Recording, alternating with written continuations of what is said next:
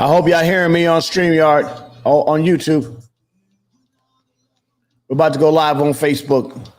Reggae Wednesday's back, everybody.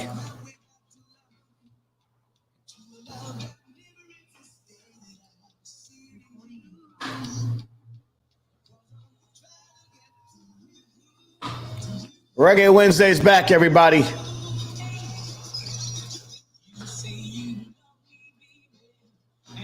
Good morning, everybody. Reggae Wednesday's back. Unk's here. Let's go.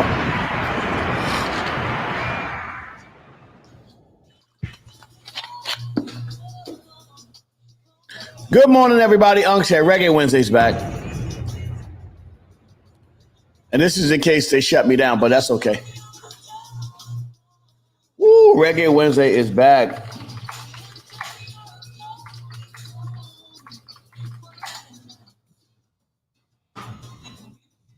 What are you doing, Juju?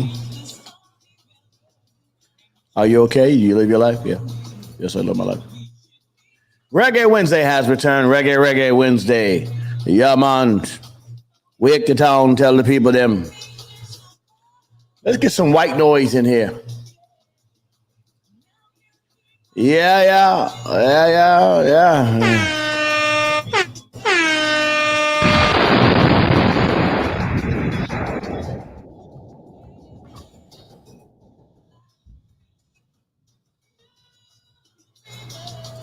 Let's go.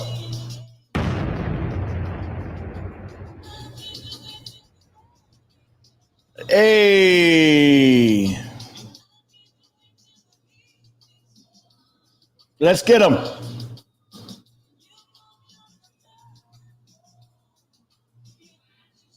Reggae Wednesday's back, everybody. Good morning, everybody. Reggae Wednesday. April Leon, good morning, sis. Good morning, April.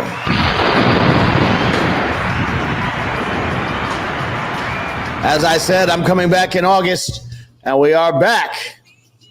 People, them.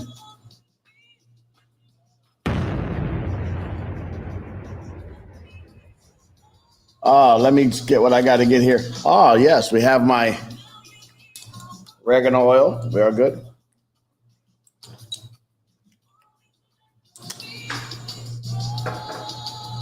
Yeah. Hey.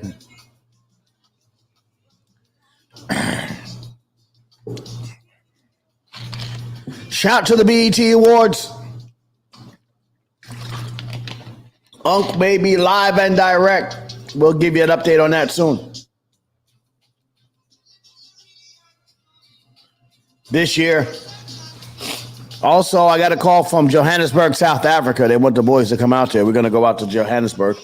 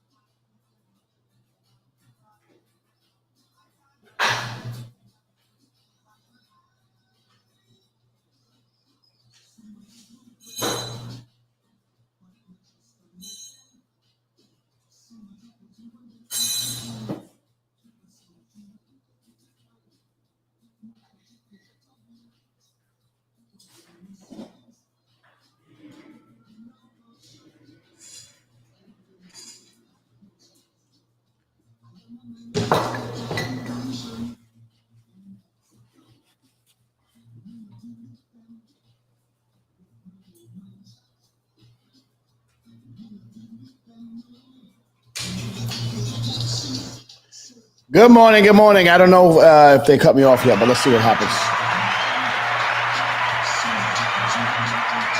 Yeah, good morning, everybody. Ja the chef, what's happening? Yeah. We're live on YouTube as well. YouTube is pumping.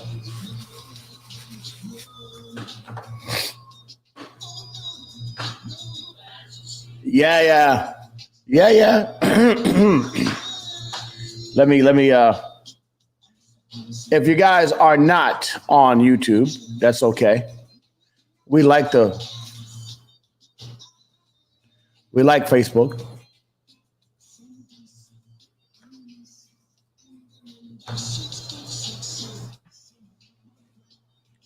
Good morning, everybody. Until let's go.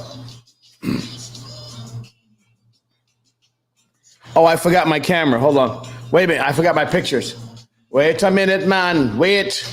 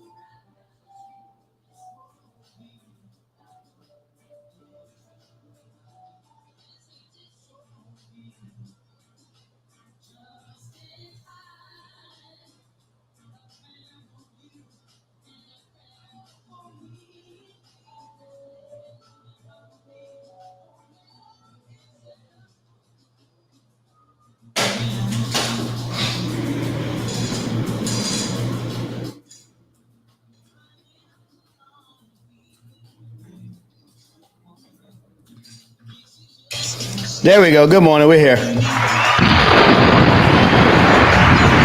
I got to find a way to put some pictures up there. I'll do that.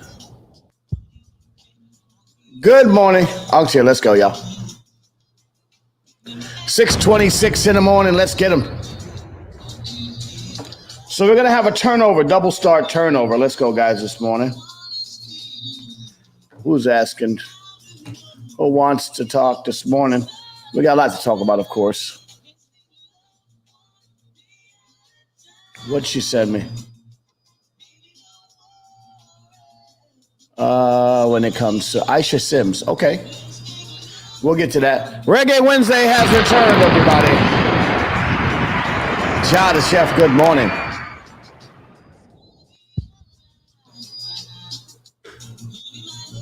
Some things have come with me. We have my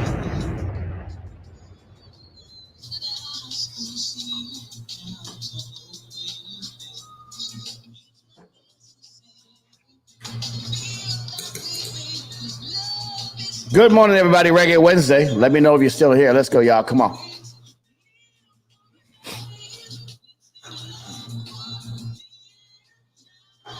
Hey, I love that. Reggae Wednesday, everybody. We in the building.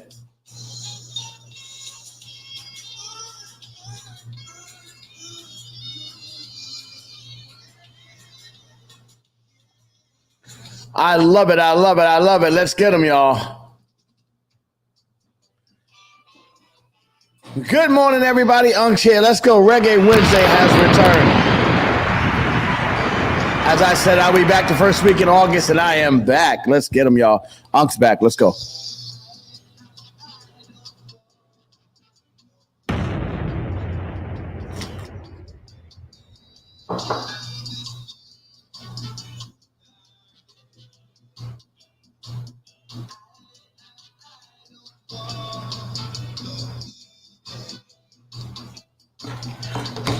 That coffee's, I don't like that. Okay, I like that coffee. Good morning, everybody. Unc's here. Let's work. Come on. 6:28 in the morning. We're getting it popping. We've moved from 5:30 a.m. to 6:30 a.m. to 8 a.m. We're going to rock to 8 a.m. this morning. That's how we do it. New season, new reason, we call it. This is the Morning Yawn and your raw perspective morning emails. Unc's in the building. We're going to rock this morning. Let's get them. New lights. I got to get new lights. That's coming up. You guys got to see my desk in my new place. It's amazing. Solid wood.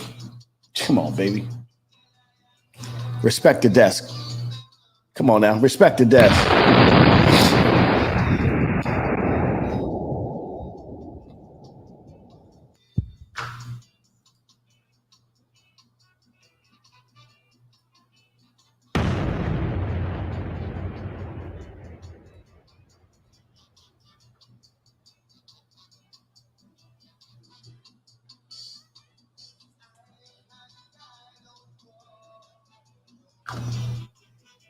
I may have my nephews coming on this morning. Columbia University doctor candidate. They're just getting their doctorates. They are becoming medical doctors. I want to talk about that. We always talk about what we're not doing with our young people. I always want to show good young people stories. So I'll see if we can get my godsons and my nephews coming on here this morning.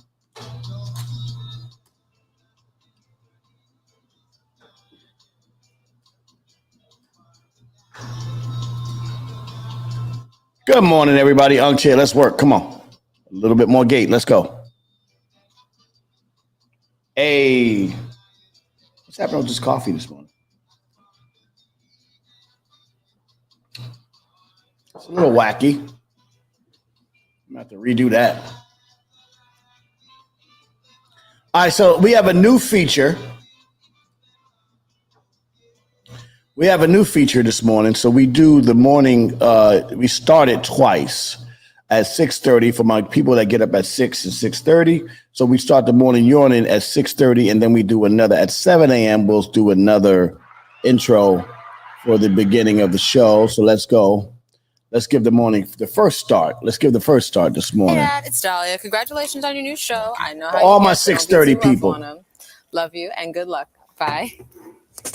Love you too, Monkey. Welcome to The Raw Perspective with your host, the incomparable Uncle Lays, a.k.a. Lays Elliott, a.k.a. Lazy Lays from the world famous, kicking it with you in topics about health, politics, music, art, culture, and now for your host, the legendary Uncle Lays. And we'll come back again. Don't worry about it. Hey, yo, Lays is rock. Yo, get in there and tell the people what it is, man. Let them know what this thing is all about. Come on, man. Information. That's what we do. Get information and the inspiration. This is Uncle Lays and Raw Perspectives when we start the morning Reggae Wednesday. We are in Reggae Wednesday. We're getting started this morning. It's very nice this morning. Good morning, April Young. I see you over there. I see Jada Chef. Good morning. Good morning. Good morning. Good morning. Good morning, everybody. How y'all doing? Ah, what a great morning. Good morning. Let's give my shout outs this morning, my early morning shout outs. We're going to get some more shout outs later on. Dana Scurry, good morning. Melody, Joanne, good morning. Jazzy Moto, good morning. Deion Thompson, good morning. Good morning, good morning, good morning. Lastar West, good morning. Ed Boogie, good morning. Tamika Skinner, good morning, good morning. Let's go, y'all. Oh, man, everybody in the house this morning feeling good right now. Oh, man, where the rest of my people at? Good morning. Hold on, let me just get that right. I got to be able to see y'all. Joel Holiday, Daryl Barnes, Smooth B, good morning. Good morning, everybody. Oh, I got to open my thing up. If I open my thing up, I can see the people. Oh, they changed something on Facebook. All right, we'll get these people. Rafael Matos, Gary Bond, Oliver Crowell, Karen Subo, Arifa Pinar, Jeff Blair, Job Progress, Daniel DeCory, Alex Combs, Rel Gaddis, hey, Suzanne Mace, Amadou Falbar, Daryl Sloan. Good morning, good morning, good morning, good morning, everybody.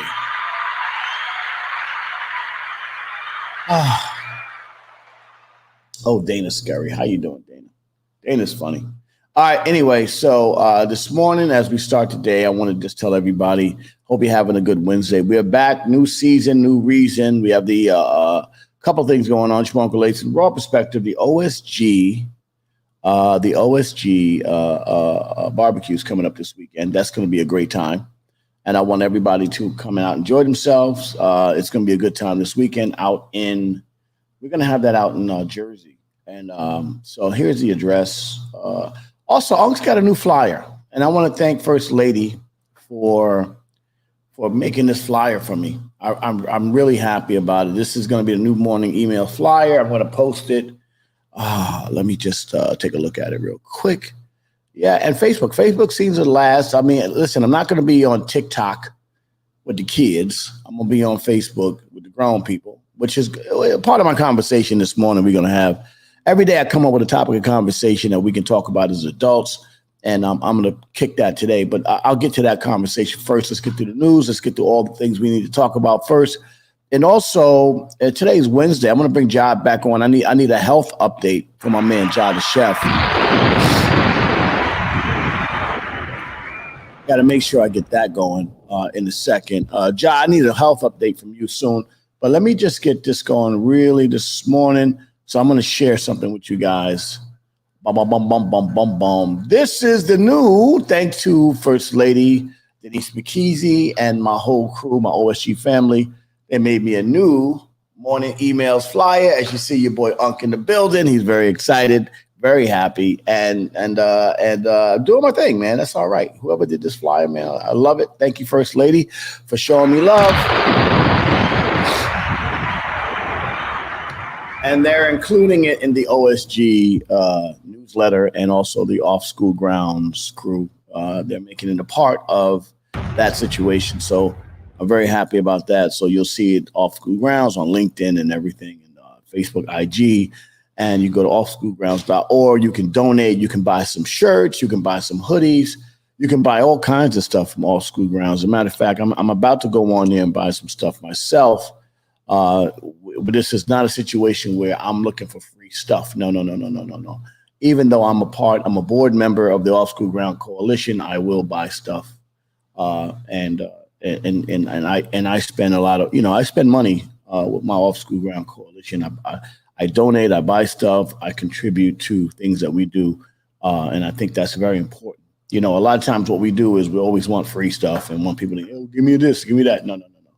If you walk into a grocery store and, the guy's got the grocery store, he's running his business, just pay for it. If you got your man's is running a business, pay for it. Buy something from your man. Don't just go out there and be like, yo, can I get a free whatever? I used to give away a lot of stuff. I gave away a lot of MOP T-shirts. I would just buy them and take the loss and give them away as promotion. But, and people would just take them, but they wouldn't contribute. They would just take them because they got them free. So, at the end of the day, if your man's got a business, just buy. It doesn't matter. That's how you keep the economy going. You spend money on the business. Hey, I'm coming through. I want to spend money at your restaurant. I want to spend money in your business. And that's how you support the business, not just getting free shit from your man. Well, Uncle A's, good morning. Pay for people's time, man. That's all. Just pay for their time. Pay for their time. You know what I'm saying? That's what we do. So, Jod the chef, let's start the first call this morning. Let's get you going, man, because you've been going through your health stuff. Your health things have been going up and down. You've been going through it, but it seems like you're doing well. I got a good call yesterday from somebody the other day. A message from somebody the other day really warmed my heart. This is a young man that I raised as a son, and we weren't estranged. All right, he had one his own way, whatever the case may be. And it wasn't an misunderstanding. I never had a problem with him. And the fact that he reached out to me Really warm my heart to you. Whenever you get a chance, man, call me, and then we can sit down and we can chop it up. So, absolutely. And also, Ja, I got these messages from you about Bishop Whitehead in Brooklyn. Again, just to speak on that one more time and really just end that conversation. I spoke to it in full. This is the bishop that got robbed in Brooklyn. Listen, Brooklyn. If you're from Brooklyn, you understand the rules of the game in Brooklyn. People will rob you. This is what it is. This is fair game out here.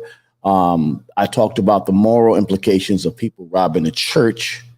That's something crazy. But also, I'm not going to blame him for being flashy. That's his method. But what I'm going to blame him for was putting his family in jeopardy by not having the right kind of security. If you're flashing at that level, like you see Jay-Z walking around, Jay-Z has multi-layered security, right? Jay and 50 and those guys, they're rich guys. They got multi-layered security. You just can't walk up on Jay-Z. Now, the people you see is one layer, but there's people that you don't see around Jay-Z on a regular basis that come through and take care of business if something actually has to happen. So if you're a guy that has that kind of money and you're a public figure at that level, then you got to do what you got to do to protect your family. All right. So listen, I'm not blaming you, young man. Whitehead, I'm not blaming you for living your life, flashing, and the things that you do. That's not what I'm blaming you for. I mean, that's what you do. That's your method. Reverend Ike used to do it. A lot of preachers used to do it. I'm blaming you for not protecting your family. And with my little baby sister, Asia Dos Reese, and her little daughter, 8-month-old, your daughter, is under duress like that and put in harm's way. I think that you have to hold some responsibility to that and get off the internet. Batten down the hatches, young man. Yeah. No. I get what you're saying, April. Yeah. And it is clownish, but so back to what I said about Muhammad Ali. Muhammad Ali had said, listen, if I was a guy that pulled up in a little beat up car, you wouldn't follow me. But if I'm a guy that came in a Rolls Royce, you would follow me. So I understand his concept, even though I think it's a little clownish the way it moves. But so I'm not going to debate what his motive is. You know what I'm saying? Because everybody has their own motives. What I'm saying is, and I think that from this perspective, what I'm saying to you is, if you're going to do that, then you have to put contingency plans out there to protect yourself and your family. That's all,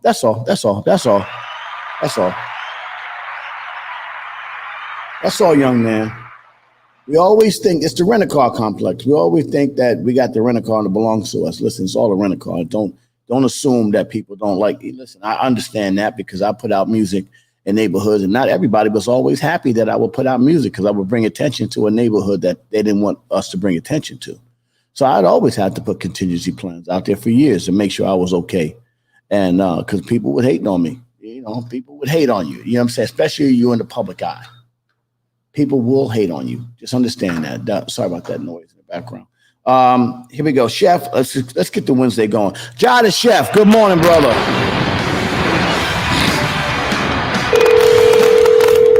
Good morning, man. Ja the Chef in here. Ja, what's happening, brother? Health check this morning, my brother Ja the Chef. Yo, Ja, what's happening, brother? Good morning. How you feeling? What's going on? All right, your phone. Fix your phone, Ja. Yeah. Your phone a little raggedy. I got a new phone, man. You got a new phone, okay. So, Ja, so tell me, man, how is your health? How you feeling? What's happening with you? We're in August now, and you said you've been making some adjustments. You stopped some things in your life. How you doing, brother? Yeah. Well, I went to the doctor yesterday. Had a good, clean state of health. Working on something that, about to start helping people, but I got to finish my research. Okay. I'm going to do like this, Hey, listen, we need help in our community. A lot of people are just dropping dead in their 50s. We find it a lot. I mean, we want to live a good life like my man Bill Russell. Rest in peace to Bill Russell, the great basketball legend, 88 years old. Nichelle Nichols from Star Trek, 89 years old. that's the life that we want to live. We want to live that full life so that when we pass away, they can be like, nah, well, they lived a great life. It was a long life, and they did it. I don't want to see my guys leaving this earth in the 50s. So the fact is that you out there getting that health done. I'm very proud of you, young man. And so, how are you doing? Walking? Are you doing exercises? What's happening? Yeah, doing exercises now. I'm about to start. There's going to be a flea market, nothing but fruits in the neighborhood. A flea market. Yeah, but it's going to be, healthy food. Fruits, Nice. vegetables, come through with their vegan foods, sell it, Right. Well, vegan, plant-based healthy food, because we talk about that vegan stuff, man. A lot of people talk about being vegan, but the food is not healthy when they're being vegan. It's eating a lot of crap. So, yeah, plant-based healthy food. Yeah.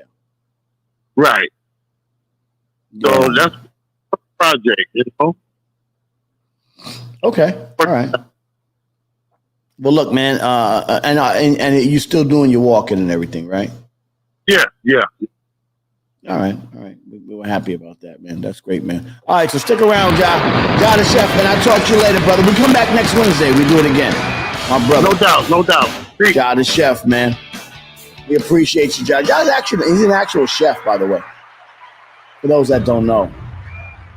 And the reason why I do the health thing is for people to good morning, Leroy. The reason I do the health thing is for people who, Leroy, DM me your number, because every time you try to talk on the line, the internet is crazy. So DM me your phone number so that we can do it properly, and I'll just call you and bring you in. The reason why I talk to John in the morning, because there are a lot of people that are suffering at this age, and I think it's important that we celebrate people, and we also we sort of jot down the struggle. We put a mark in the struggle because it's not easy to stay healthy with all the different foods that are out there. There are reports about how processed food messes with your cognitive ability. So just think about our children out there in the streets eating in those food deserts, all them chopped cheese spots and all that other stuff. All that stuff is good, but when you're 15 years old, but it does affect you. The processed food affects you. So just keep doing it. I'm not saying we got to be perfect, but we got to be mindful of that. And sometimes diet has a lot to do with how you're living. I have on today a hat from my brother. This last weekend we had a great event. The original Tee Golf Crew Classic. We had an event. The golf tee was made by was invented by a black man, a Harvard dentist. His name was George Grant, and so we have a club of African Americans who are really just very empowered, very motivated people. And we did our 23-year event this weekend. It's called the Original Tee Golf Classic. And every year we highlight somebody. And this year we honored the great Alonzo Mourning. Alonzo Mourning. Alonzo Mourning from the Miami Heat and also Georgetown. Also, he's a Hall of Fame guy. He actually had some real suffering. Speaking to kidneys, this is why I talked about this. Alonzo Mourning had to get a kidney donated by his cousin, and he was able to come back with a donated kidney. And he came back, and he was able to win a championship with LeBron and Dwayne Wade. And this is a Hall of Fame guy. And what he's doing, he's basically doing what I'm doing in New York with the different schools that we're building media spaces and wellness centers for students. The difference is he's, his money's a little longer than mine, so he gets it done. But and he is funded well, and he does amazing stuff. I talked to Alonzo about it, and he was very happy. I'm going to go down there because I play golf. Alonzo's a friend of mine. Alonzo Mourning is my boy. So I'm going to go back down there soon, and me and him going to kick it, and he's going to show me how to really just get some people behind me so that we can just go ahead and just build them, and then we don't have to be worrying about all of the. We understand it's not easy with the school systems and everything, but we're going to go ahead and just do what we got to do. That way we can put our crew together and get it done. So Alonzo Mourning, shout to John Starks, my man. Shout to April Walker, who was there. Shout to Roland Martin. I clown him all the time. He's a little bit of an asshole. Anthony Anderson, Dr. J, and all of the honorees that we do. Wendell Haskins. You guys saw Wendell Haskins here. And Wendell was very gracious to come on. D Parks, who was a part of it. And you get to see D Parks putting in that work, man. Jeff Sanchez, my boy Henry Lopez. Yes. Oh, yeah. Zoe's a great guy. Yes, he is, April. Zoe's a great guy. April Leon, I haven't seen April in a minute. She's been busy. 6:48 in the morning. Let me see if I can get April on the phone. I haven't seen April in a minute. She's been I've been working here and getting, as you can see, getting a new place together. It's coming together slowly but surely, and I'm really starting to just get used to being home. So I'm very happy about that. Let me see if April Leon's around. I'm not sure, but let's find out what's going on. See if April's there. Good morning. April Leon! What's up, sis? Yeah. Principal of Liberation Plus Diploma in Coney Island, New York. That is one of my stomping grounds. Shout out to my MOP family. They're out there. That's a great, what April's doing out there is amazing. And especially all the challenges that she has, dealing with some of the stuff that we have to deal with out there. So it can affect you. And even we talked about how bad food messes with kids' cognitive. And in her school, a lot of kids are having some issues, but she's able to find diamonds in the rough, and she's able to pull out some of those people and really do some amazing things. So shout out to April Leon. April, so I was talking about Alonzo Mourning. Well, first of all, we came back this year. Welcome back. This is the season 3 of the morning emails. I changed the time, 6:30 to 8 a.m. because a lot of people 7 a.m. was too early, but then some of the people that got up at 6, they were used to seeing me come on at 6. So it was almost like, yo, man, so I'm going to lean in at 6 and come on at 6:30 and then really just sort of just roll through 8 a.m. But this week we had some great conversations. You missed it. I think you would have enjoyed it. One, the first week conversation I had this week, I don't know if you saw it, was is it ever okay to hit a woman? Ever. Is it ever okay to hit a woman? I knew that if you would have saw that conversation, you would have had a lot to talk about. That we went through that in depth. And Rock told a story about a time that he hit a woman, and he told the whole story. So it's not just Rock hit a woman. There was a whole thing there that went through. And thanks to Rock for being so honest and really being so transparent about the story. He wasn't proud of it, but it was a situation where he lost it. So, that was a great conversation. We won't revisit it. And then yesterday we had a conversation up your alley about the demarcation between young men and older Black men in our community. And we had a whole deep dive into that conversation. So those are great conversations. Today, April, I got a question for you. First of all, how are you this morning, April Leon? I'm okay. I'm trying to get motivated to start my car ride to Albany. Albany? What are you doing? Okay, without getting too deep, without deep diving into Albany, is it business or pleasure or personal? Orientation to start my doctoral program. Hey, there you go.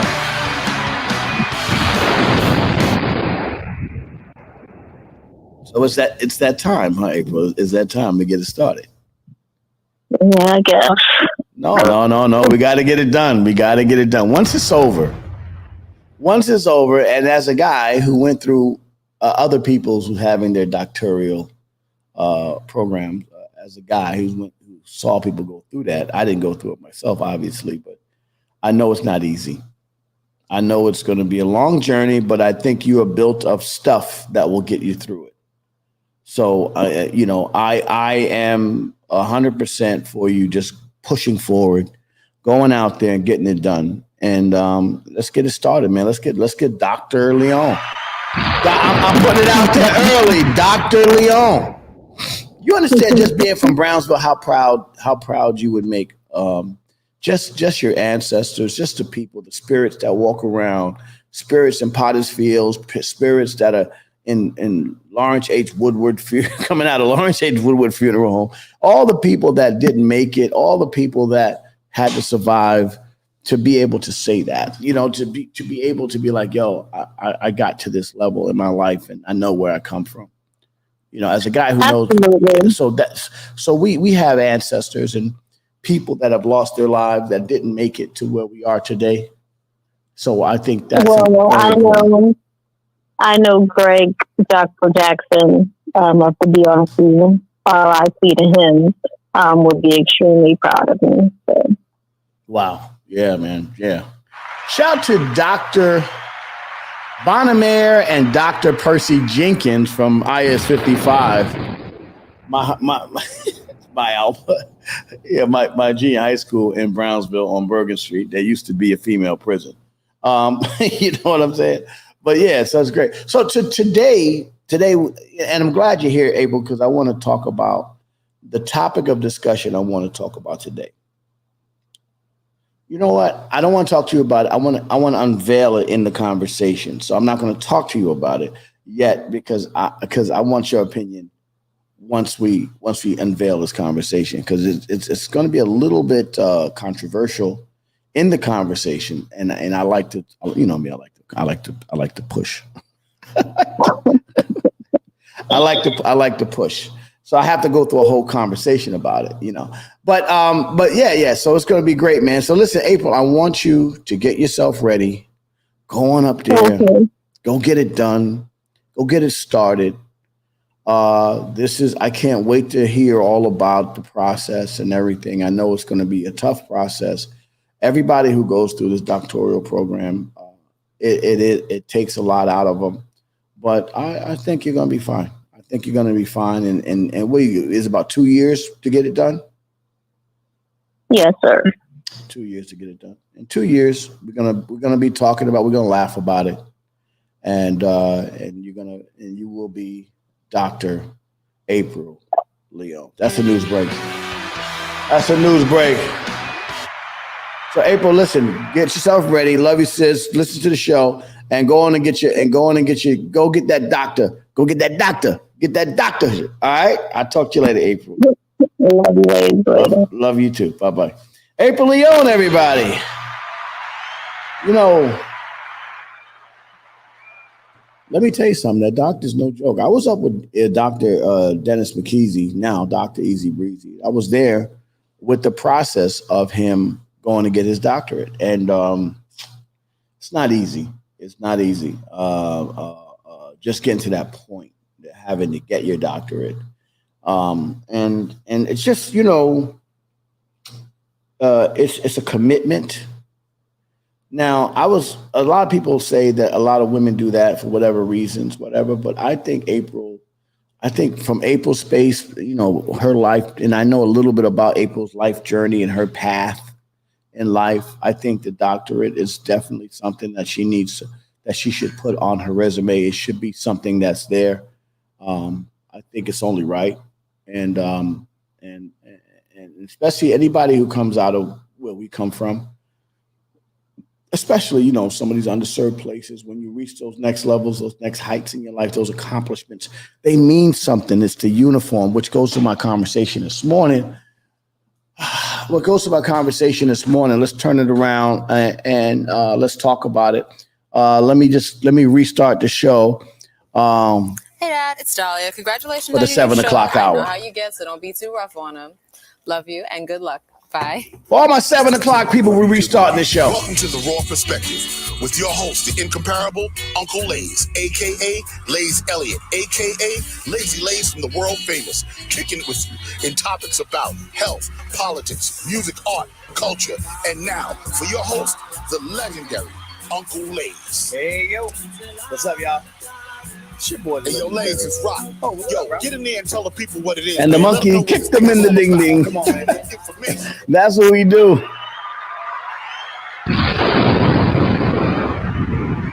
So from 7 to 8, we get it popping. And also, so, you know, the morning you're on in the preamble, Boom, boom, boom. All right. So today we're going to talk about something. So yesterday I was in a conversation with some people. I won't say when, and we were having a very good conversation about um, uh, the uniform of an adult. And Dennis was in the conversation with me. He was talking to let's just say principals, and there was a couple of principals there. Crystal Mooney, good morning. And there were a couple of principals there, and we were speaking. I won't say who was there with us, but it was definitely a very deep conversation because it got a little heated. Not heated in a sense where there was anger, but they did have a dissension. Now, let me just say this to you. The disclaimer in this conversation is that, women and men dress differently, and women have more options. So we got to the conversation of me wearing suits, right? So when I go to a school as the owner of a company, I'm a CEO of a company, of an LLP, and I have several companies, but I'm a CEO of this particular company that I deal with when I deal with schools. I wear suits when I go to meet the principals. I wear a suit because I respect the office of the principal. When I was in, I respect the office. So when I go there, even if the principal may have on kicks or whatever, because that's their house, whatever, I go in to respect the suit with a suit on. And hey, hello, how are you? How you doing? Because I respect the office of the principal. Now, remember, I come from Brownsville, and the time I don't come from this new era of dressing down or dressing whatever and all this other stuff. I come from an era where we walked around in suits and sharkskin suits, British Walkers, Playboys, mock necks. We dressed up to do nothing. We dressed up to walk around in the neighborhood. That's where I come from.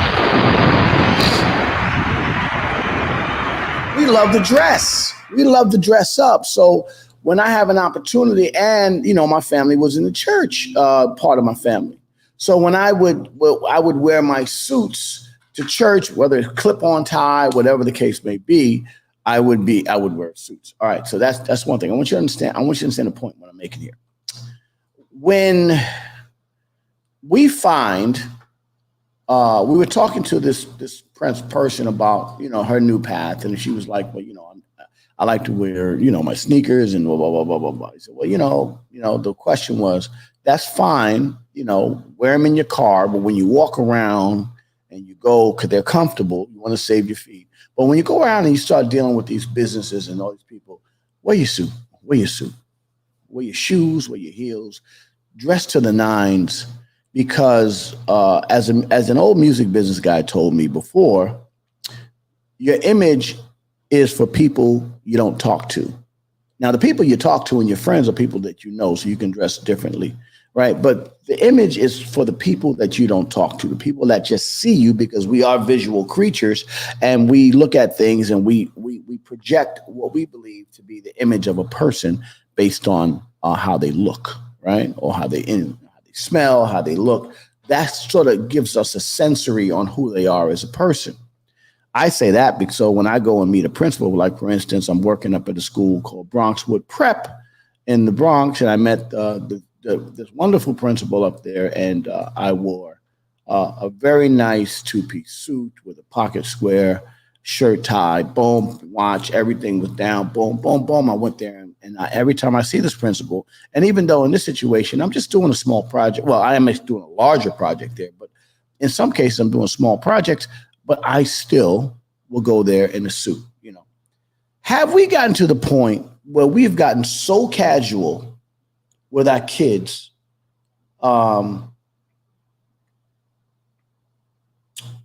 Okay, April. Yeah, well, that's why I didn't want to bring that up while I was on the phone with you. I wanted you to think about that.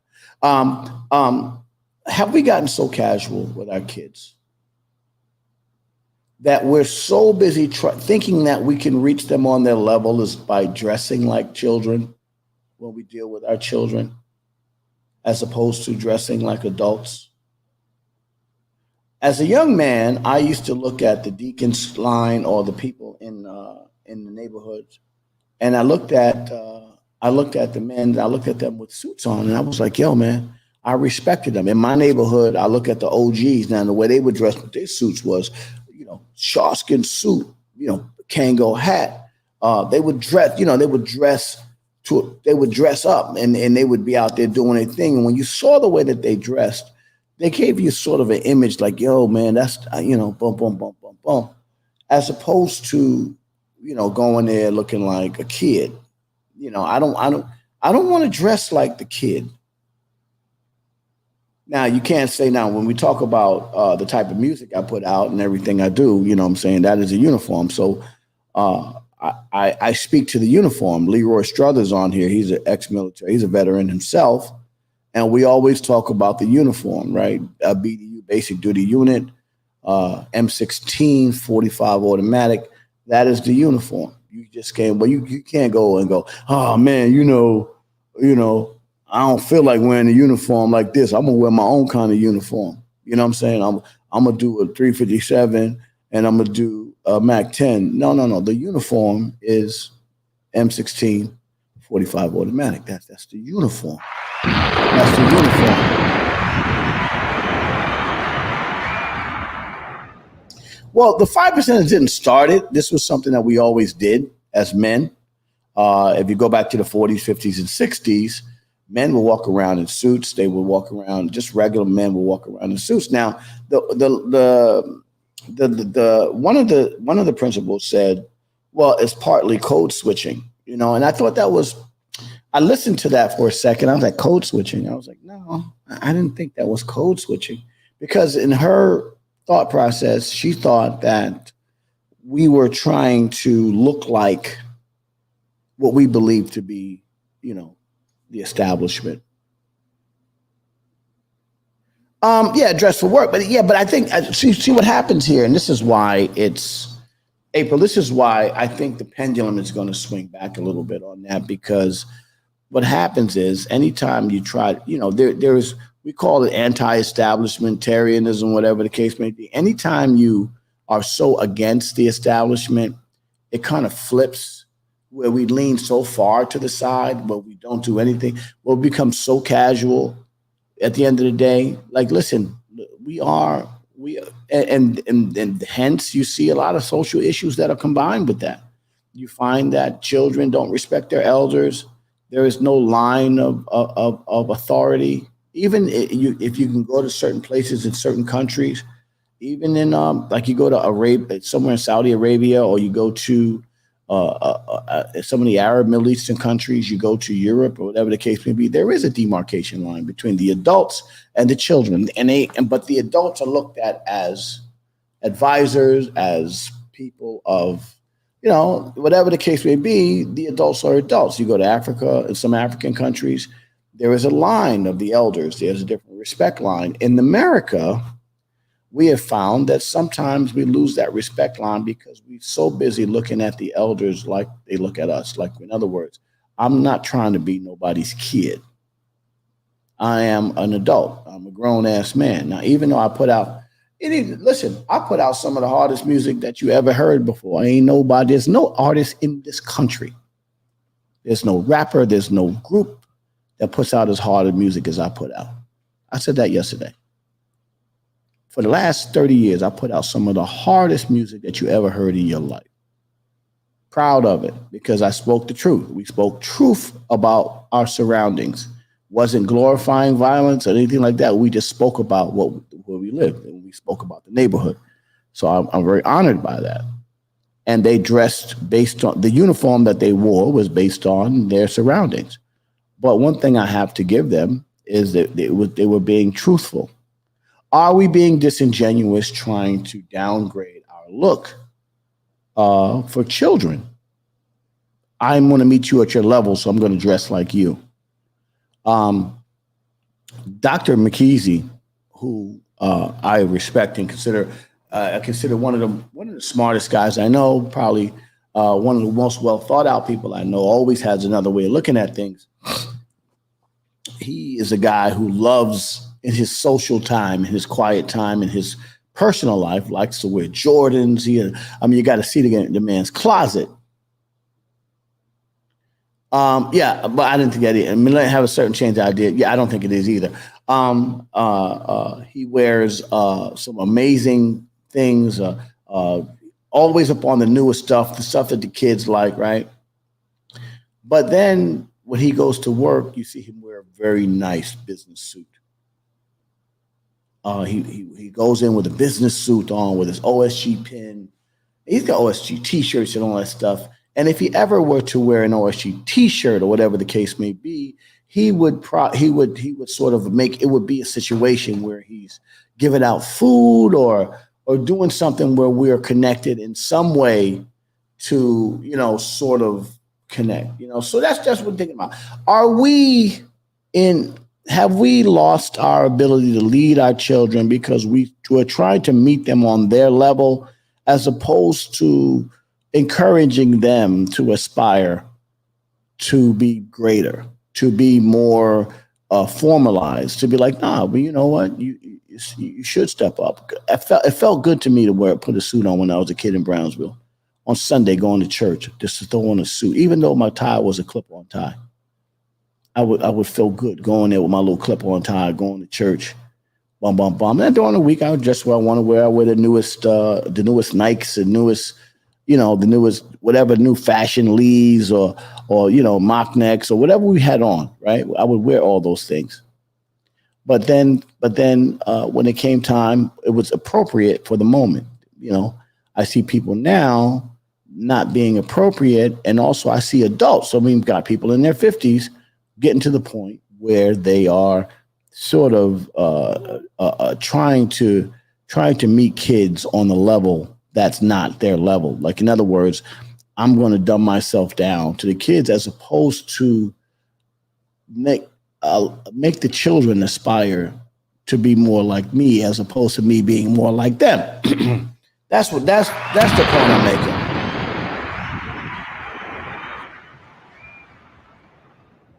Toby Hicks, good morning. I showed the kids the combo of wearing a suit and a dress with fly sneakers. Since the problem with my back, they have to see you elevate in business attire as well. That's my opinion. Yeah, and I agree with you on that, April. That's why I wanted you to be in the chat when you started to hear this conversation, because I know that it would, especially in your case, right, where a lot of people can't afford to have a lot of kids can't afford to wear good suits, or those are expensive, right? Wearing good suits are expensive, and also, they're fighting to have clothes.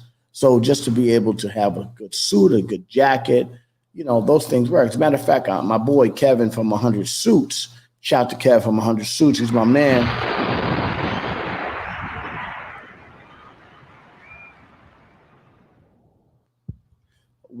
But kids, suits and dress clothes. Yeah, I used to have, I'm from the projects, right? I would have my Lee jeans. I would have my, whatever jeans I would have, whatever the case may be, whatever sweatsuit, whatever ball jacket we wear. But also I would have a couple of suits in the closet. It didn't make me different. It didn't mean like I'm trying to switch or I'm trying to be dressed up. So I find that I walked in and I would get this impression for some people. Oh, wow, you dressed up. No. You see, when you don't dress a certain way for children, then they don't aspire to be greater than they are. You know what I'm saying? You're trying to dress down to them while you're affirming that that's where they should stay. That's what I believe. I believe that you should always aspire to be greater than you are. Like, that's why we do what we do. We put music out there. We put content out there. We talk on the phone. All these things. We aspire to be greater than we are. So if we don't aspire to be greater than we are, then how can we expect our children to aspire to be greater than they are? Josh says, my grandson got a dope tailor-made dress, and I dress him like we did as kids, and he's excelling in school. Yeah, at the end of the day, you feel confident when you wear a nice outfit. You feel confident. You feel stronger. I have someone who comes in, this is April, I have someone who comes in and works with my boys, his company, is this that suits you. He gives each young man a free suit when they complete the program. Yeah, yeah. And we're not listen. And we're not saying, April. We're not saying that you can't be a kid and dress in kid stuff and have fun, but they should also be able to wear a suit. A young man should always be able to wear a suit. Now, the conversation that we're having that it was based in colonialism, saying that no.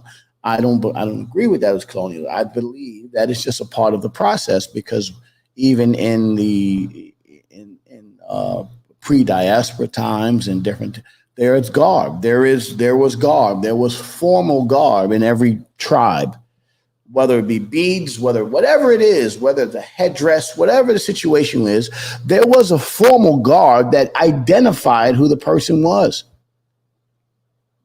The chief dressed like this, the head medicine guy dressed like this, the formal guy, the uniform, the army, the guys that fought for the tribes dressed like this. It is a uniform. And then the children looked up to them because they saw how they looked. So they saw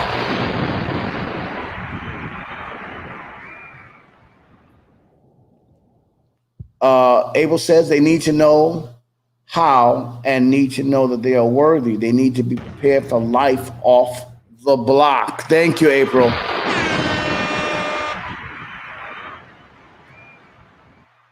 I mean, listen, if I'm a 56-year-old man, and I have, listen, I got nothing against people that like all the Jordans and all that. That's their thing, right? That's the thing. But I wore them when they was out. You know what I'm saying? When they like the Jordan 1s, I was out in the streets wearing them when the day they came out. The new Jordans, I was a kid. I was, 1980, 90 something. I was a grown man, whatever, 80, whatever year it was. I was a younger man, and I wore them when they came out. It was dope. I wore the Ewings. I wore the Clydes. I wore the Clydes, the Clyde Frazier joints. The Pumas, the Converse, I wore them all. Pro Kids, you know what I'm saying? Nike Cortez, Nike Air Force Ones, the original ones, all that shit I wore as a kid. That's great. So I'm like, I don't have that, because I did it as a kid. I'm not that impressed with it anymore as an adult. I have a closet full of all that crap. You know what I'm saying? All those things, you know what I'm saying? Made in China. You know what I'm saying? Cost $10 to make, whatever the case may be, that we paid $300-$400 for. But that's another conversation. But I also have, if you look in my closet, I have a line of suits that I wear.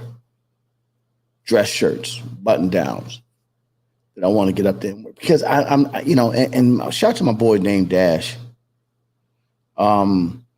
He's a fashionista kind of guy, but I don't agree with his fashion sense when he starts to think about that. He's a man in his 50s. I think we've elevated. I think we should always be evolving. ABE, always be evolving. April, they need to know the rules of engagement off the block and be prepared to win in anyone's game. Exactly. That's not code switching. So shout to my sister who said that to me. I'm not knocking you for saying that. But we're not code switching. It's basically saying this is the uniform of success. It's a uniform of success. That's why it's there. And you use that uniform to empower your community all the time. I love my sneakers as well. Don't get me wrong, but it was an adjustment for me not to wear shoes every day. And I've seen you in shoes. I've seen you in sneakers. I've seen you all those things. Toby, how you doing this morning, Toby? Let's call Toby on the subject. Let's get my man Toby Hicks in here. That's a man who works hard. I want to know how he feels about that. Because he had a conversation about jeans this weekend.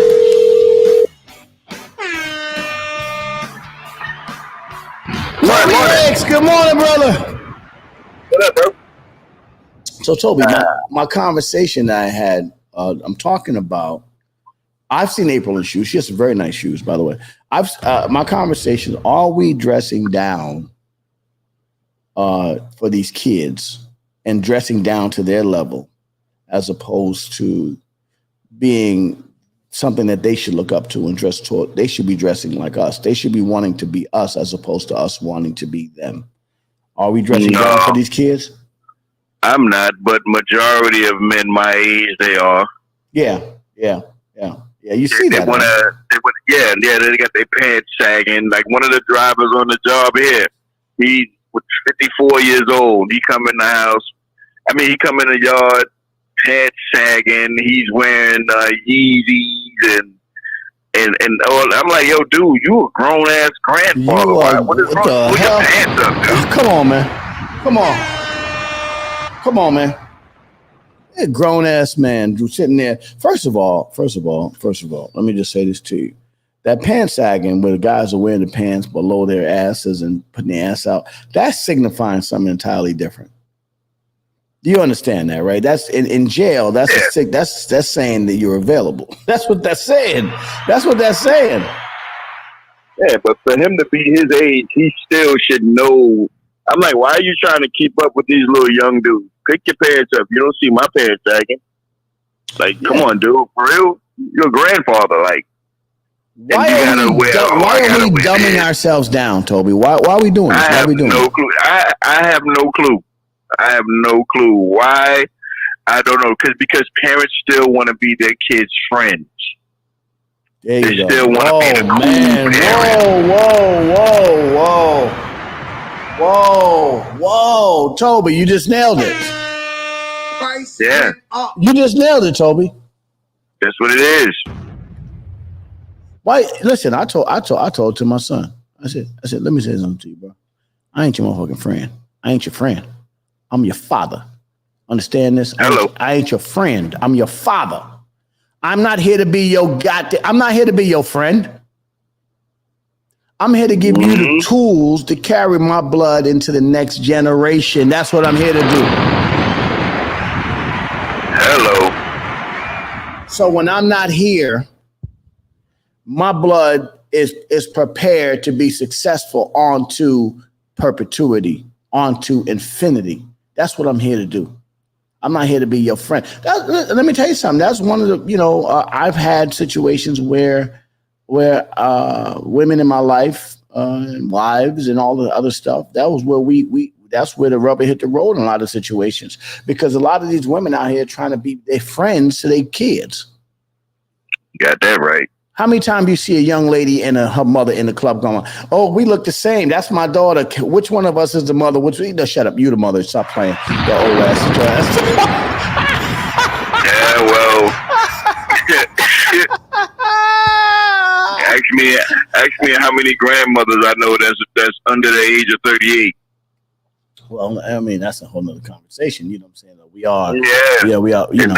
Yeah. You shouldn't be in the club with your daughter. You should not be in the club with your daughter. They're in the club smoking weed. Right. Drinking. Oh, Henny is everything. I'm like, yo, neither one of y'all work. First of all, you don't come from the cognac part of France to know that Henny is everything, first and foremost. Secondly, they don't like black people in the cognac part of France. And Hennessy actually doesn't like the fact that black people drink it. You really want to know? You know what? I really believe you too. And I just found out like yesterday that the white Hennessy that everybody going for is really worse than the regular Hennessy. Oh yeah, of course, because that's not really. I didn't know that. Because you know what cognac is, right? Cognac is champagne that has been reduced down in the bottom of the barrel. That is concentrated champagne. That's what cognac is. It's concentrated champagne. So aged out, concentrated champagne. And real cognac comes from the cognac section of France. That's where Hennessy comes from. That's what Hennessy. I gotta put that garbage in your body, man. Yeah, it is garbage. It is garbage. But that goes to the point. That's my point of my conversation today. My point is, are we dumbing ourselves down to the point where we're just trying to be so much like our kids, or we won't accept the fact that we're growing older, and accept that fact that yes, we are aging, but we're aging gracefully. And if you age in this community, you should be elders, respectfully, elders, and accept the fact that you're an elder and be respected as an elder. You see how kids don't. I get called the OG in Red Hook. Well, you know, the thing, the problem with OG now, and I said this yesterday. I don't know if you were on yesterday, but I said this. The problem with the OG word in our community is now it's like almost a joke in some places. It's not really. It used to be.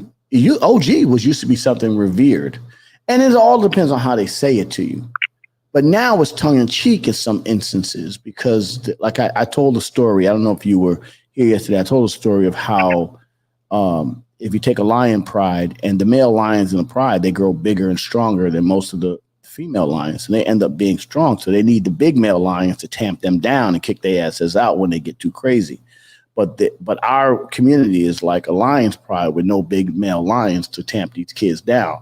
And so with that in mind, what happens is the male lions that are in our town just go buck wild and nobody can control them. And that's what's happening in our community now. That's what's happening in our community now.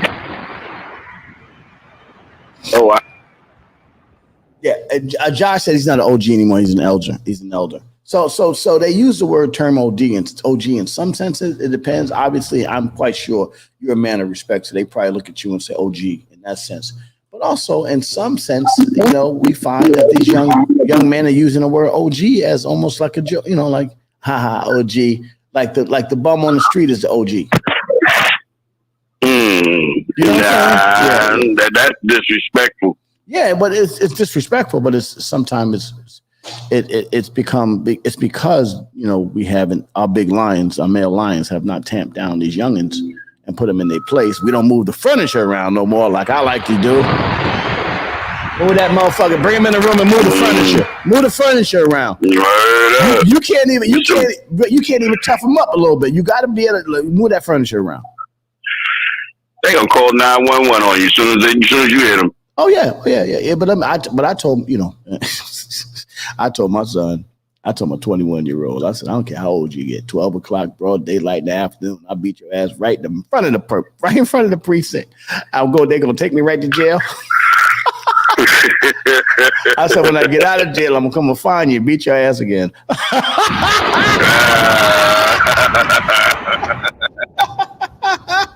That's what I'm talking about. I still got to get the Macy's, man. I got to get the Macy's. Go on to Macy's. The OSG, yeah, I'm going to let you go, but the OSG barbecue on the 6th of Saturday, you got to go to Macy's, get yourself some jeans. They got them for men of appropriate size that you don't have to wear falling off your ass like some young boy trying. Like I see older men with the jeans falling off till you see their underwear, because you know they make the underwear now. So what they're doing with the jeans, you know what I'm saying? They're falling off with their asses. Belt. With a belt. Yeah, that's what I see all the time. That's the way this dude, he's 55, 56 years old. He comes in the yard like that every day. He just thinks he's so young. And he looks so dumb. Grown-ass man. Grown man, dude. In denim spandex. Within denim spandex. And then on top of that, we're doing a corporate job and we're wearing our black and white and his black pants is sagging. Yeah. I think we got the wrong idea. We got the wrong idea, man. But anyway, man, Toby, man, go to Macy's. I see you on Saturday, brother. You got it, Isla. Peace, salute. Toby Hicks, everybody. Yeah, man. I mean, that's the point I'm making. The goal of the Raw Perspective Morning emails is we try to draw the line, right? We try to make you proud. Big lions, John. That's what we call us. I want you to be proud of yourselves as individuals. I want you to be proud of how you look. It feels awkward to me to see a grown man, like Toby just said, wearing skinny jeans with his butt out and the low belt hanging and all this. And he's a 50-year-old man. That's not hip hop. That's a mess. It's a goddamn mess. It's a mess. You know what I'm saying? I like my man Billy Dance. Billy Dance calls himself the chief, dresses like a grown man. He still wears Timberland boots. That's from his era. He rocking his Timberland boots. He's rocking his jeans, whatever. He's rocking his long sweater. It's a mess. Listen, April, it's a mess. It's a mess. This is not right. You're a grown ass man. How can you get the young boys to look at you with respect if you dressing like a little boy? And awkward too, because we're men of a certain size. So to see a bigger, grown ass man dressing like that. So what will the kids aspire to if you're dressing like the kids?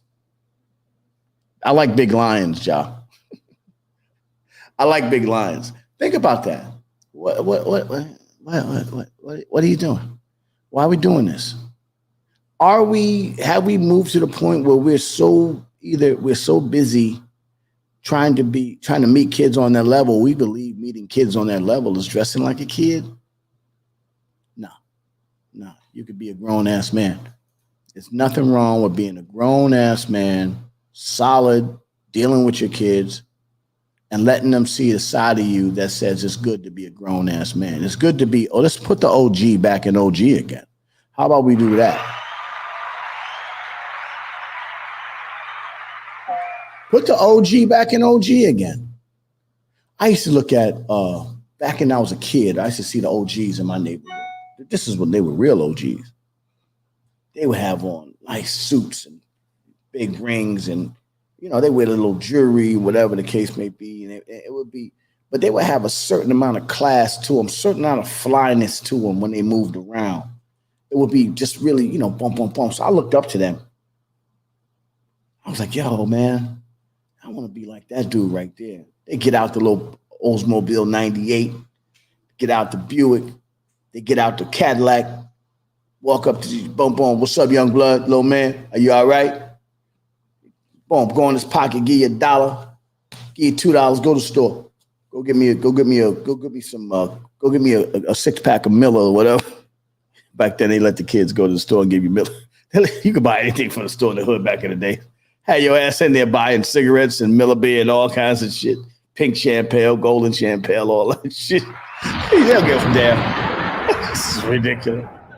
But there was but let me tell you something. Society was better back then, do you think?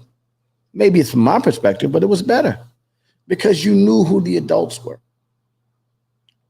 Toby just told a story about a 55-year-old man that works on his job and he wears skinny jeans and pants hanging off his ass. And he's supposed to be going to work. Yo, OG, Nick, let me tell you something. That shit ain't cool, B. That shit is not cool.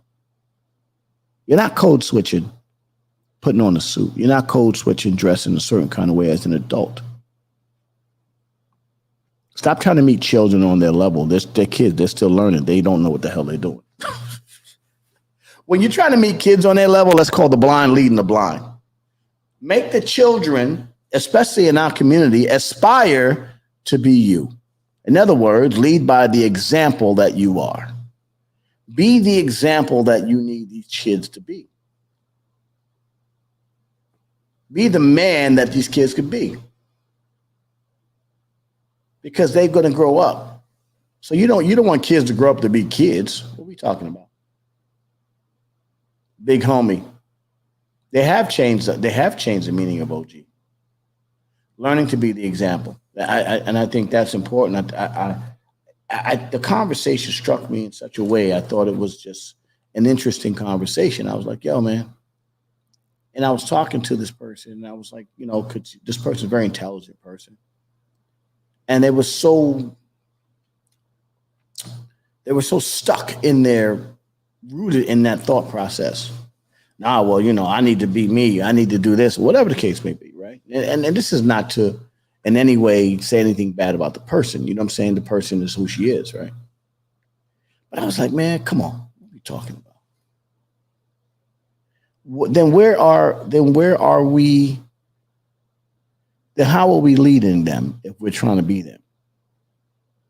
What are you, a leader or a follower? Come on.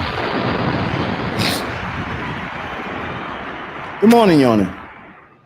Anyway, so tomorrow we have, I'm going to have one of my, if not tomorrow or Monday, I have a couple of young doctors. I want to always give a good story about young doctors. Young doctors are great, and this is young African American doctor. Most of the doctors are coming from Africa and in the West Indies when they're black, right? So and India, right? But then when we have a couple of African American doctors that that are just straight African American, these are my little godsons, to be a part of this at Columbia University, doing Columbia Medical, and for them to come on and get their doctorates and everything and start their life as doctors. I think it's important that we broadcast that story. And show good stories about young men doing that thing. And a lot of people talk about hip hop. You know what I'm saying? No, it's not hip hop. Listen. What I hate to see is an old hip hop head, right? Trying to dress like a young, like the new hip hop heads. I hate to see that shit. I think that's the tackiest, the most corniest thing you could do. When I'm seeing the old hip hop heads like trying to dress like some of the younger hip hop dudes. Yo, bro, you're 60 years old, man. Just take it easy, man. Just accept that and dress like the way you dress. So the young heads, so you don't look like them. They can look at you and they respect you for who you are. It's all about personal authenticity. Being personally authentic is really where it is. I think that's important. And being personally authentic doesn't mean, and that means age appropriateness. Being age appropriate and personally authentic doesn't mean you got to wear a tuxedo every day. Remember, back in the days, the Rat Pack, they go out, they wear tuxedos and shit. They would fly. Sweatsuits are good. I mean, first of all, sweatsuits are good based on. Yeah, pants off his ass. Yeah. Well, sweatsuits are good based on, the situation. You know what I'm saying? Like if you out there and you just casually go into the store, sweatsuits are good. Or you can, and I wore sweatsuits based on the situation. I stopped wearing them like that now. I thought about it. I was like, man, I'm not going to anywhere where I'm doing business. I'm not doing business in a sweatsuit. If I'm walking around my neighborhood, I'm gonna throw in a sweatsuit because it's easy and convenient, like t-shirt, sweatsuit, whatever the case may be. You know what I'm saying? But when I'm doing business, I'm not going to business in no sweatsuit. I'm not doing that. No, because it doesn't look like I'm serious, like I'm seriously doing the business. I'm not doing that. But if I'm just out there hanging out, walking around in my neighborhood, I'm doing it. Like I'm going outside, boom, boom, boom, boom, boom. But I'm not wearing a sweatsuit where the ass of the sweatsuit is hanging off the back of my knees. I'm not doing that.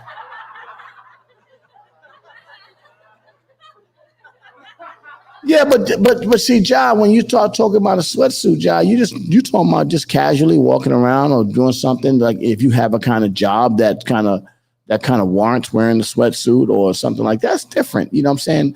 If you're going to do business, if you're going to have a business meeting, I'm not wearing a sweatsuit because I'm going to respect the person who I'm doing business with. I got to respect the person I'm doing business with. There's a lot of keeping it real going wrong, though. I think that's the thing. A lot of keeping it real has gone wrong a lot in our culture, and we call it culture. So some things that we do bad, we call it culture. That's not good for us. Like mac and cheese, it's culture. Ain't good for you, but see what I'm saying? It's culture, right? I think it's important that you understand that yeah, if it's appropriate, wear a sweatsuit. Nobody's knocking you for doing that, but just think about this. You're a grown man. So think about how you want to be viewed by your son. You should dress every day. And this is for the men out here. You should dress every day on how you want to be viewed by your son. So if you wear a t-shirt that day, you just out there casually, this is my casual wear. But when you're going to do business, this is my business wear. We should always want our sons to aspire to be us. No matter what. This is the only community that's like that.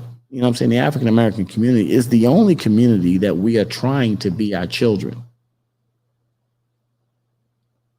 White guys, when they get to certain, white guys, they wear like jeans and, T-shirts and they walk around casually, But when they go to work and do business, whether they're wearing in the tech world, a lot of them wear sneakers, jeans, and a shirt, whatever the case may be. But in the business world, they wear business suits.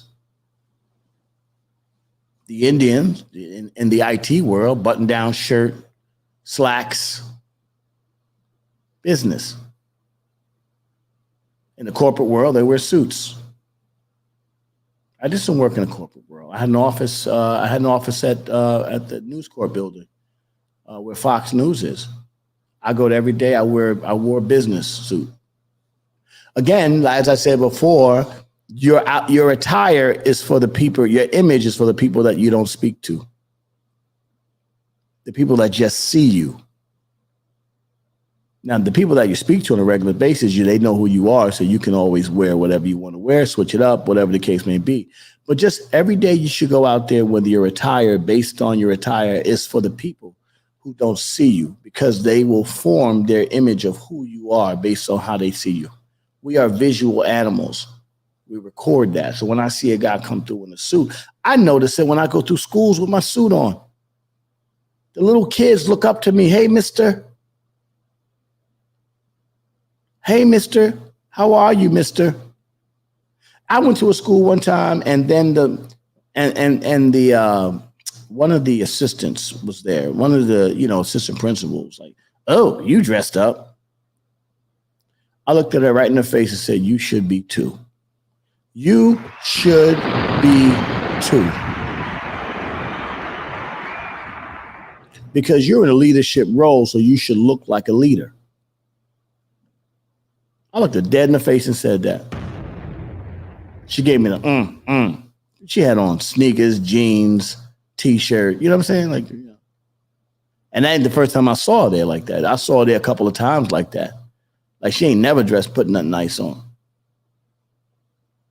Like, it was almost like it would be too much of an effort for her to wear some nice clothes to go to her job. It would be too much of an effort. I want to dress like Russell Simmons doing business. I like the way Russell Simmons dress. Little sneakers, little jeans, doing business. But remember, he's doing business in the music business. You don't have to dress like old school Andre Harrell with a big 2-3-piece suit on. The music business is a little more casual. It's not so much more corporate. But when you go to the music business up in Sony, so let me tell you guys about the music business, right? You go up in like Sony, you go up in like, the reason why he can do that is because when you go up in Sony and the really big music business parts with a really corporate side, motherfuckers are suited and booted. They suited and booted.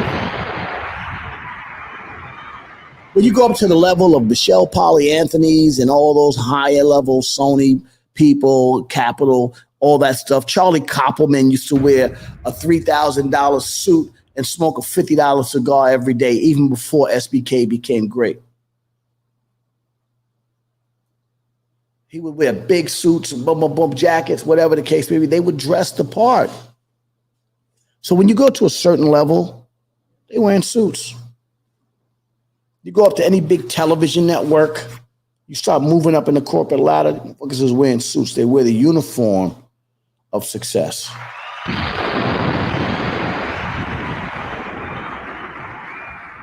It is a uniform of success. Let's go what April said. April said, sneakers and jeans are fine as long as it's tasteful, as long as you're not for a meeting. Like even when I had to go to Tweed, my attire was appropriate. I wore sneakers and changed into my heels.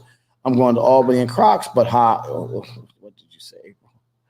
I'm going, she said she's going to Albany and Crocs. Which reminds me, I need to go shopping for new blazers. You'd be all right, April.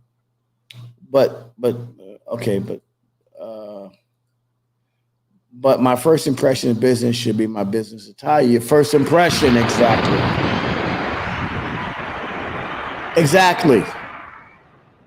Your first impression is how people look at you.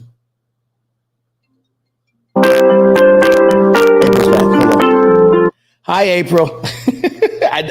Listen. I knew that I'm reading my stuff sounding all kinds of crazy. Okay. But I knew that this would be something that you make me want to go shopping. I knew that this would be something that you would think about in this conversation, because we see this a lot, especially as somebody who's active in the school system, and you see what happens. And you do. I mean, I don't know if you agree with me, but we do see a lot of our people dressing down, trying to be kids, or trying to dress down to the kids level, as opposed to making them look at us as leaders and be something that they want to aspire to be. You know what I'm saying? So the outside is for the people who can see us but don't know us, and the inside is for the people who know us and can't see us. You know what I'm saying? Right. No, I understand what you're saying. I don't know if I want to make a whole statement saying that people are trying to dumb themselves down or dress down to meet kids where they are, as opposed to just being in the state of style and comfort that they choose to be in, which may be similar to how young people are dressing. But April, don't you have isn't our mission, and yours particular, is to educate, right? Your mission is to educate these children, and not just literacy, reading, writing, and arithmetic, but you're educating them on a full spectrum of what life really is. You're trying to prepare our underserved children for life. So the messages that you send on all different levels have impact. Absolutely. I think that it is our responsibility to teach and model to young people how to win on every playing field possible. And I don't, there's a whole controversy about code switching.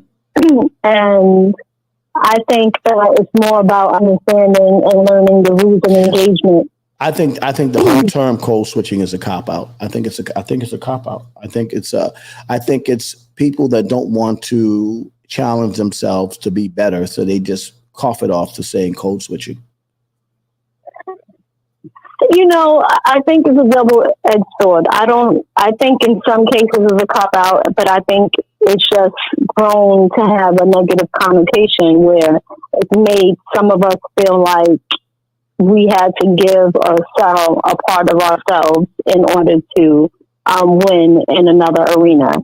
And I think that's the negative stigma that has developed.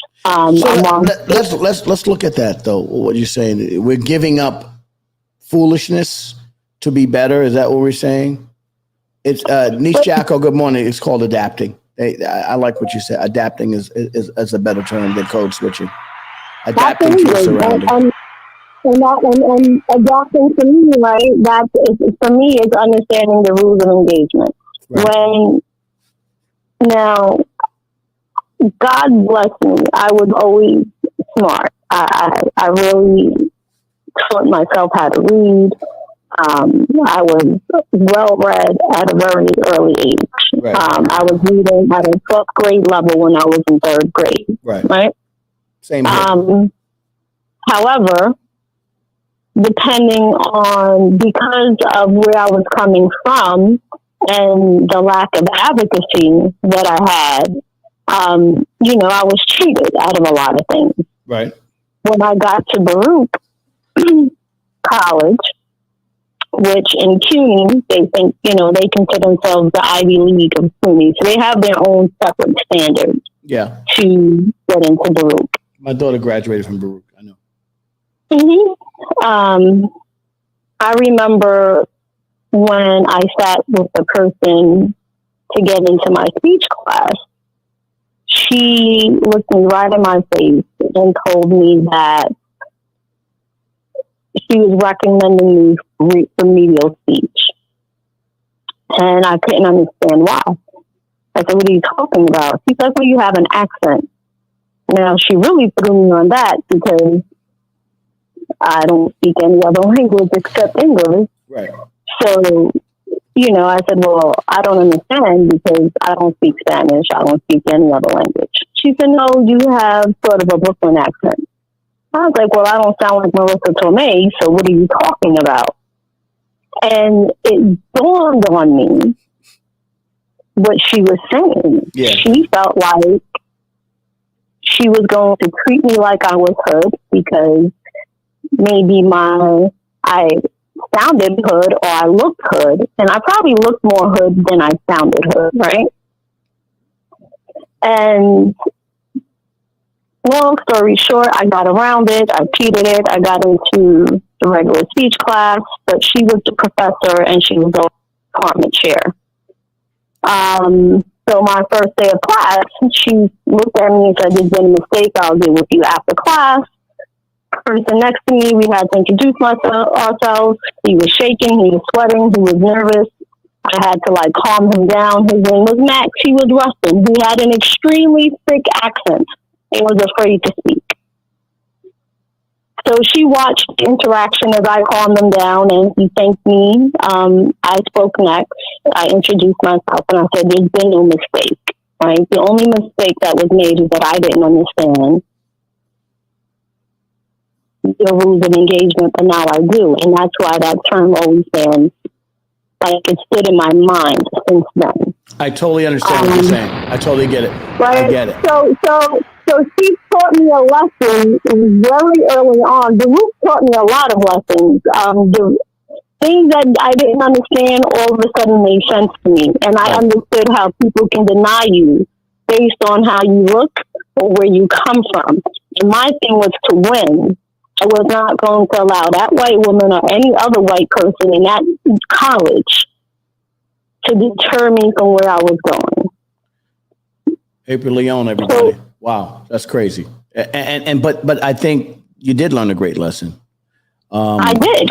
So when I show up, right, when I show up in certain spaces, and because of what I went through with people trying to deny me to open my school, all kinds of things, I've learned that wherever I show up in their spaces, I'm going to show up and show out because I know I have to look better than them and I have to sound better than them and I have to be better than them.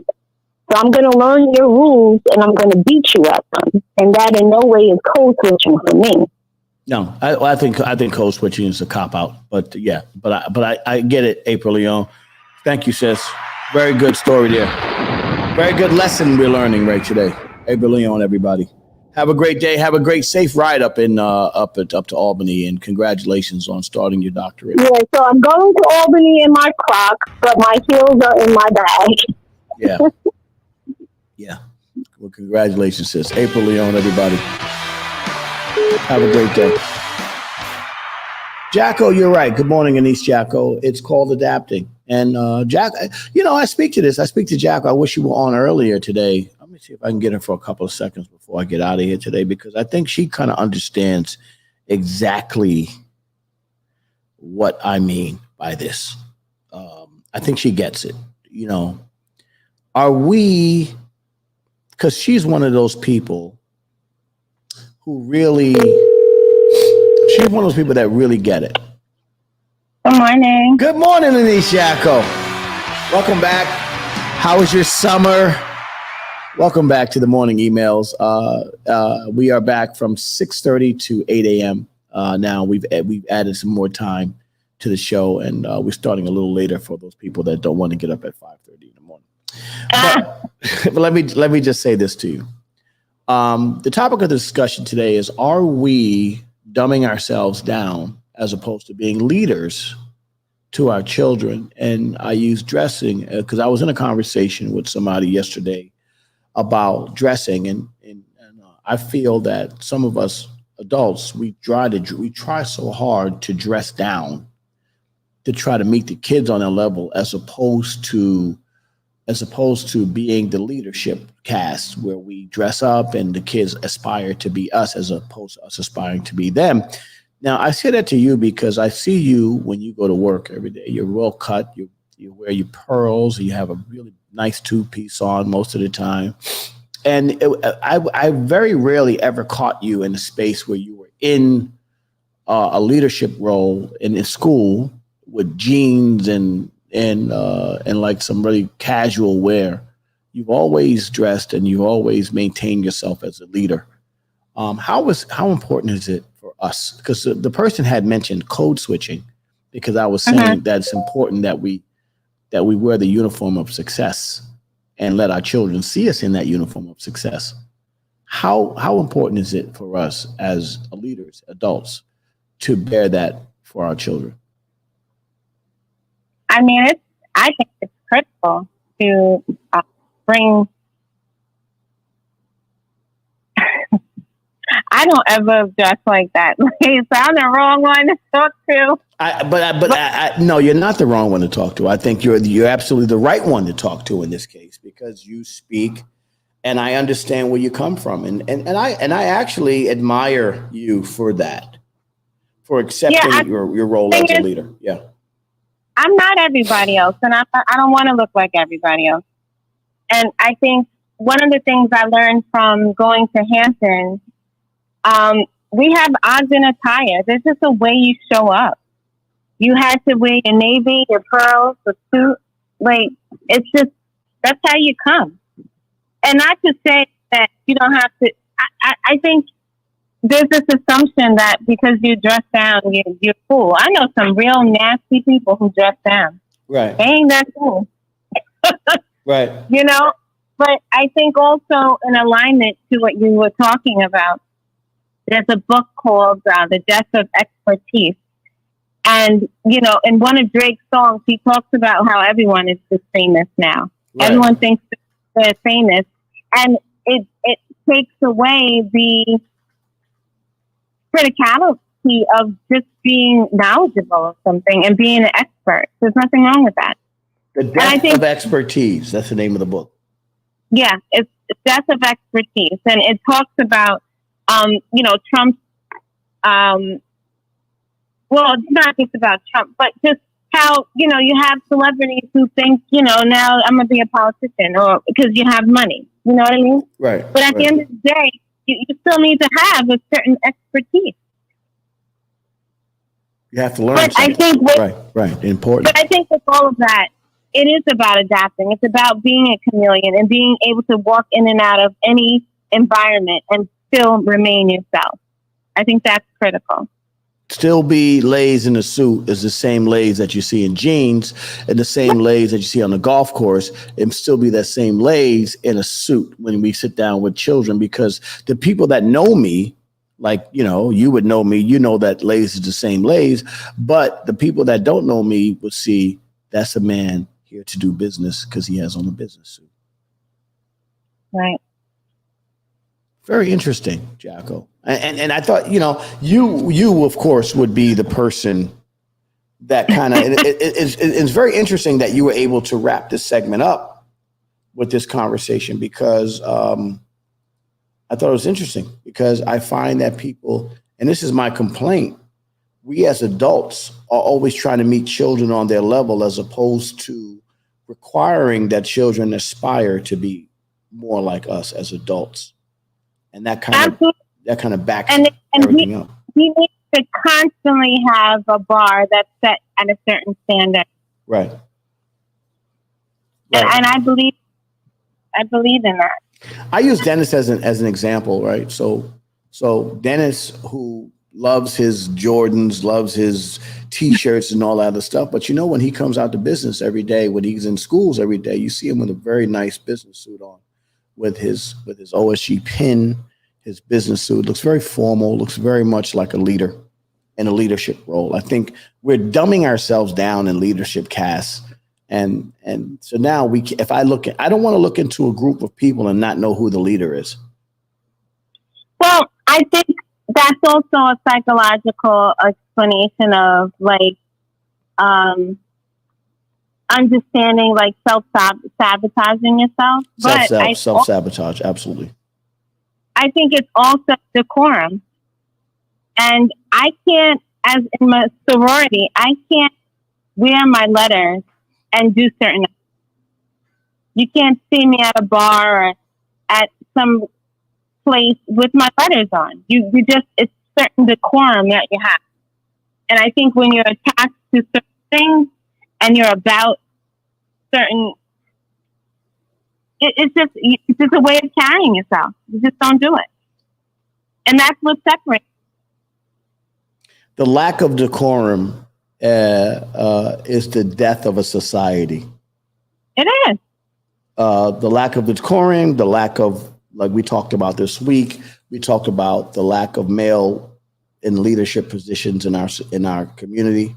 All those things are to the detriment of society and of our society. Yeah.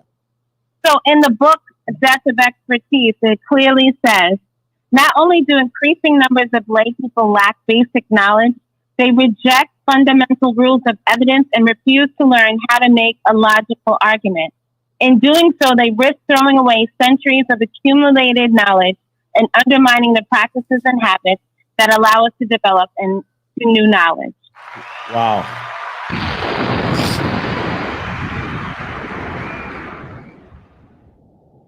There was a time, Jacko, where we used to sit and have like cumulative debates, right? Like that. No, listen, this is amazing, right? So there was a time where, as men or a young man, I would sit back at the feet of my uncles and father, and back in the days I was a young kid, and I would listen to them debate. They would sit there and they would talk about things, and they would debate about certain subjects, and they would have differences of opinion. But this is what I think we should do, blah blah blah blah blah blah, and they would talk things out as men.